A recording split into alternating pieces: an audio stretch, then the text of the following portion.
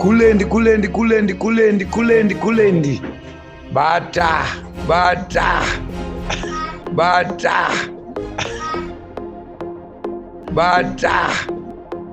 Kulien TV yamakateerera kudai so ndiyo Kulien TV yacho yatinokupai nhau. Ukaona ndauya kudai so ndadzoka nemajoka, zvinhu hazvina kumira zvakanaka iko zvinezvi. Situation iripo ma1, zvinhu zvese zviri kungotenwa, zviri kungopindurudzwa upside down, especially kune mazimbas vari muSouth Africa. Ndiri kungoti marangarirwa pane zvaitika nhasi,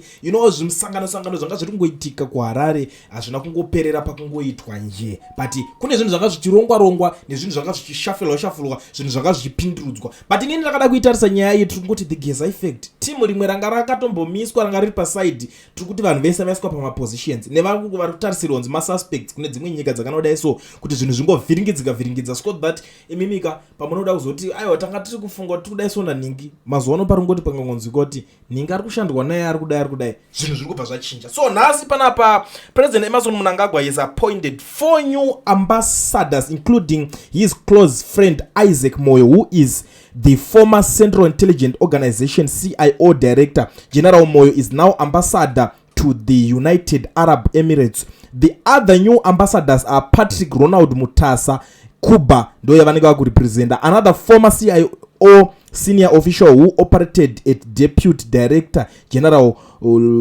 level, Lovemore Mazemo va ambassador ve South Africa, David Douglas amadziripi vave veku United States. But the good thing chandiri kungofarira njengoti pa South Africa zvachinjwa. Ambassador anga amboripo yauya unoziva zvake zvekungoti aitanga akarara ari kuchinchisa, saka vamwe vari kuti chichemo chakasvika kozi mazimba ari kuSouth Africa ndisu taingosungudza mhepo vachingoti kuti ambassador anozodai, ambassador anozotiignowa zvichemo zvedu, haazokwanise kunge achiuya achimira nesu panenge pachidiwa kunzi apa pari kudiwa ambassador. Unongoziva kuti ambassador ndiani? Ambassador anofanira kunge ari baba anouya achimira pazvinhu, achimira pavanhu, so ndo zvimwe zvezvinhu zviri kuitika. So muri yeZimbabwe, let's hope magara malaika, cause ingana ndinge ndauya handina nguva yekuzokuremindai, because tichida kuti this information isvike kune vanhu vese. Pane nyaya iri kutenderera zvisingaite, nyaya yeoperation Dudula. Mazimba, I don't know kuti muri vanhu vakaita sei. Munhu anobva kuZimbabwe uko opinda muSouth Africa munomutanga kushotesa vamwe vanhu, chii chakadaro icho, wotanga kurwadziwa nekuti mwana womwe munhu ari kutsvagwa kurarama. I don't know kuti unhu ihwohwo hwakabva nekupi. So there is this sister uyo ari kuzvita anotungamirira operation Dudula wacho, anova leader weoperation Dudula. Panapa nyaya iripo aribva angobuditswa nemunhu waanozivana naye, wakakura naye, kuti akabva nekupi akaita sei, cause nyaya yakambobuda pakanzi vana vake vainavo akavapuhwa nemuzimba. Ndosaka zvenzi avakomana kuZimbabwe itaiwotsitsa kumana kungadai so momuti pa munhu atone mwana, momuti futi pa munhu anzi arongorwa kahobho, mwana after mwana, gia mwana, siki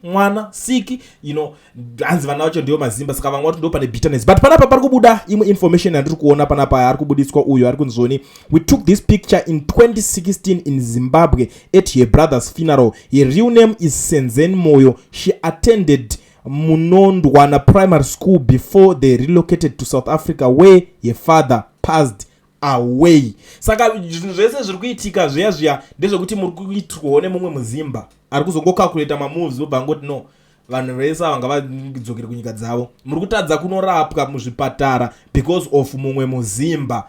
Chii chakadaro ichocho? Vanhu vari kumhanyiswa muzvipatara. Ende unotoziva kuti ini ndatofara panzi ambassador patochinjwa ambassador paiswa umwe, cause ndikutoona kuti zvinhu zvekuti ambassador anofanira kugara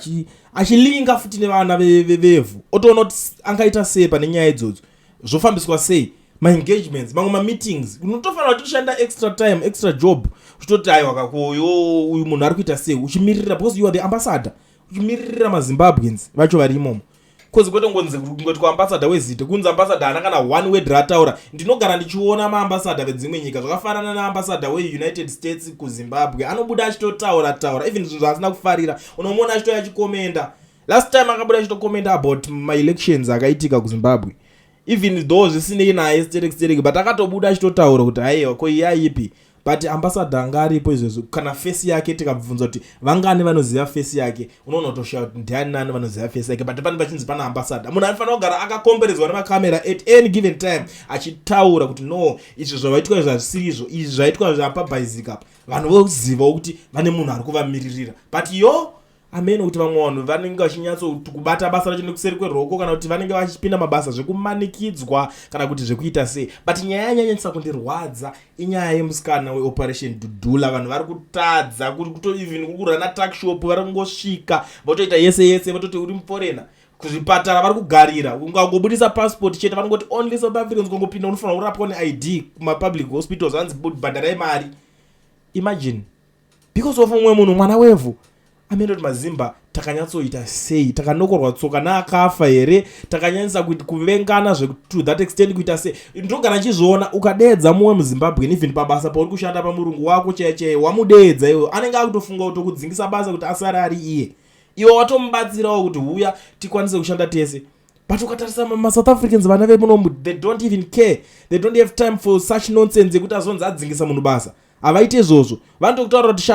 panapa uri kuona panhingirikini pemurungu panapa waiziya izvi ngatingoshanda murungu zvakapera zvakadaro mwatosvika watotanga kunyeya nemurungu iwe uriwo watomudedza kuti hazi munhu ratishande mani anga akadaiso azodai ukatokumbira chero zvezvo kuti ndikuda kungokumbirawo kana leave kumbete 2 days leave koro chichi wotaura kuti nhingi wangu afa obviously pabasa munototaurirana kuti ona inini ndakubuda ndakumboenda handiti ndakumbobuda ndakumbodaiso shamwari dombo norwa chidhiri changu unotonda rinosara richitodza murungu kuti iwe haana kwamboenda mani hapana kana nhingi wake afa ari kunyebo amen nokuti mazimba vanhu vakanyatsousikwa zvekuita ende sokunyona kuti kazhinji kacho namba zhinji vari kupedza ma 10 years nekunyeyana muzvimabasa zvisina nebasa rese izvozvo unopedza 10 years uchishanda chibasa chekuitiswa dongi job because of unhu hwakadaro kunonoka kukakata dziri kutaraputadza kunyatsopanana moto here saka pakaipa by the way vanhu vashungurudzwa but zvandirwadza kuti vanhu vari kushungurudzwa nemwana womuzimbawo akabva munhingirikini imomo tozoti zvimwe zvese tiri kuningira kuti kuZimbabwe kuti zanzara kwati ndoda kumbonotsvagawo magreen pastors ndito kototanga kunopingurwa nerimwe rikutodawo magreen pastors rakatofila kunge ndo ratozimiridzire ikoko itype ipi name but ndozvinhu zviri kuitika muri yeZimbabwe but ndine something zvakawanda inini nyaya dzangu hadziperere panzvimbo 1 handirambe ndichiita zvekudhara ndoda kuti vanhu nditate ndichikuintroducirai zvinhu zvinyowani kusvika majaira but before I do that kana uri muSouth Africa uchida kuregisterwa company vovhurwa FNB business account usina work permit kana study permit but ungori nepassport yako iyoyo wakapinda nayo paborder iyoyo unoisisa madays paborder iyoyo unotenga nayo zvinhu pepu bata education research vanokuregistera company vokuvhurira FNB business account ende hazvimbodi kuti umboswera uchimbodenda kwavari vanokuitira vari kwavari ikoko iwe kwauri so contact them on the numbers that are showing on the screen vana professional company kuti yakatozvipira kuti ichabatsira mazimba pane zvese zvavanenge vachiita saka vabatei taurai namukoma Owen number ndakuisirai pascreen apo even kana ushayo tunotanga se conversation mukoma Owen ndaona manga muchiadvertise kwa company yenyu kwa Kulian TV saka please help me ndikwanise kuwana FNB business account mabank account amukuchemera acho iwaya ndikukumbira futi kuti ndikwanise kuti ndito company registration because zvekukumbirira zvekutambirira mari yako epay mu account yemumwe munhu mazimba zvakutochikisa izvi musasa zvirambe muchizviita you never know mangwana muchazondudza